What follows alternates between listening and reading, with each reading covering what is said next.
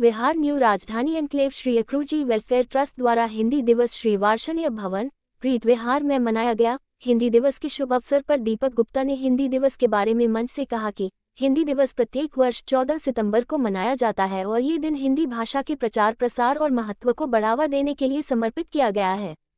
भारतीय इतिहास में हिंदी दिवस अपना एक खास महत्व रखता है क्योंकि ये दिवस स्वतंत्रता संग्राम से भी जुड़ा हुआ है।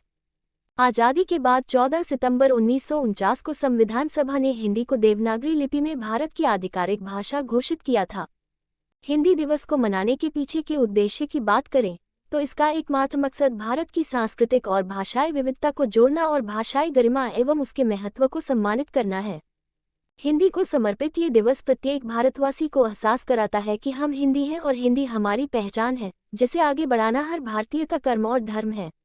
इस हिंदी दिवस के कार्यक्रम में दीपक गुप्ता अध्यक्ष, आचार्य शुभेश शर्मन, राष्ट्रीय प्रमुख धर्म समाज Abhishek Bhargava, manager Equitas Small Finance Bank, मंच संचालन रेणु शर्मा, अधिवक्ता रजपाल सिंह, अश्वनी कुमार सिंह एवं वरिष्ठ समाज से भी इस कार्यक्रम में रहे और हमारे चैनल से हिंदी दिवस के बारे में जानकारी दी। दीपक गुप्ता आचार्य जी ने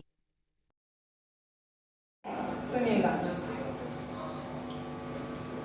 एक मित्र दूसरे से यही पूछने लगा था, भाभी मद्रास की है ऐसा लगता है जी। दूसरा बताने लगा यूपी के समोद कवि, दोनों कवि हैं। दूसरा बताने लगा यूपी के समोद कवि, भाभी हरियाणा की है ऐसा लगता है जी। तीसरे भी मित्र ने लगाया अनुमान ऐसा, केरल से भाभी जी है ऐसा लगता है जी। और हद पार तब हुई। चौथा मित्र कहने लगा, भाभी अफ्रीका से है ऐसा लगता है जी। हद पार तब हुई। चौथा मित्र कहने लगा, भाभी अफ्रीका से है ऐसा लगता है जी। शुक्रिया। हार्दिक शुभकामनाएं देता हूँ। और जिस प्रकार से देखिए, सबसे बड़ी विडंबना तो ये है कि हमें हिंदी दिवस मनाना पड़ता है। इससे बड़ी और क्या विडंबना होगी। हमारे हिंदुस्तान में अगर हम हिंदी दिवस मनाएं तो इसका मतलब कहीं ना कहीं हमारे दिलों में, हमारे समाज में कहीं ना कुछ तो कमी है, वरना हमें हिंदी दिवस मनाने की आवश्यकता नहीं पड़ती। लेकिन बढ़िया भजन गाए कि सब लोग उठ के नाचे तो मजा आ गया। वो बोला, आपने कहा कि अब शराब पीते हैं ये लोग, तो हम क्या करें, तो हमने फिर उन्हें दूध पिलाया। तो इस प्रकार एक परंपरा चली कि हमारा नववर्ष कल मनाया जाएगा, कल सबने उठना है जल्दी और अपने नववर्ष पे सबको शुभकामनाएं देनी है। तो आज क्या हो रहा है आपको मालूम है ना, जब 31 मतलब 1 जनवरी आने वाला होता है तो सब कौन से मैसेज भेजते हैं आप में से? सब यही बोलते हैं, अरे ये ईसाइयों का नववर्ष है, ये हमारा नहीं, हमारा नववर्ष आएगा चैत्र शुक्ल प्रतिपदा में। तो ये हुआ ना। अब नववर्ष के कार्यक्रम बहुत सारे होते हैं, मंदिरों में होते हैं, सब जगह होते हैं।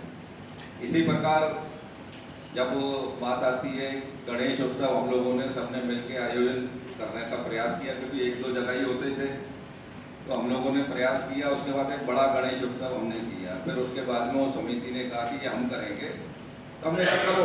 तो वो हो रहा है, आईपी एक्सटेंशन में हो रहा है वो पिछले कई वर्षों से। और अब कई सोसाइटीज के अंदर भी गणेश उत्सव होना शुरू हो गया, क्योंकि हमने कहा कि हमारा जो त्योहारों का सीजन है वो बड़ा लंबा चलता है। ये कार्यक्रम श्री वार्षणीय धर्मशाला प्रीत विहार में किया गया और जैसा कि आपको मालूम है आज हिंदी दिवस है और उसका जो उद्देश्य था कि आज हिंदी को हमने बढ़ावा देना है, तो इस उद्देश्य से ही ये कार्यक्रम किया गया है। लोग भूलते जा रहे हैं, हमें कैसे अपने बच्चों को शिक्षा देना चाहिए, इसके बारे में कैसे प्रचार करना चाहिए? देखिए, सरकार तो अपने माध्यम से जो कर ही रही है, लेकिन हमें भी उसके ऊपर काम करना चाहिए। हमें ज्यादा से ज्यादा हिंदी बोलनी चाहिए, उपयोग करना चाहिए। जब हमारे भारत के प्रधानमंत्री नरेंद्र मोदी जी विदेशों में जाके हिंदी में बात करते हैं, हिंदी में भाषण देते हैं, तो हमें अपने देश में हिंदी में बोलने में और हिंदी में भाषण देने में क्या आपत्ति है? कार्यक्रम तो रहा है, नहीं, हम लोग नए कार्यक्रम करते हैं, नए प्रकार के, जैसे हिंदू नववर्ष है, भगवत गीता जयंती है और इस प्रकार के और सारे आयोजन करते हैं, सनातन धर्म से संबंधित कार्यक्रम करते हैं। तो उसी श्रृंखला में ये एक और कार्यक्रम था। माँ हिंदी तुम्हें प्रणाम, भारत माँ के भाल चंद्र की चिंदी तुम्हें प्रणाम, माँ हिंदी तुम्हें प्रणाम। और आज बड़ा गौरवशाली दिन है और प्रत्येक भारतीय को इस पर गर्व भी होना चाहिए। हमारी राष्ट्रभाषा हिंदी को एक विशेष दिवस के रूप में हम मनाते हैं और मैं तो ये कहूंगा कि संसार की सबसे सौम्य और इतनी सहज भाषा है जिसमें जो लिखा हुआ है वैसा ही पढ़ा जाता है। बोलने में, लिखने में और पढ़ने में एक जैसी है, यही तो हमारी हिंदी है। तो इसकी बहुत बहुत मंगल कामनाएं, बहुत बहुत बधाई।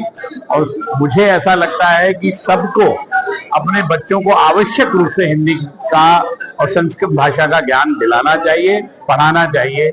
जय हिंदी, जय भारत, जय राष्ट्रभाषा।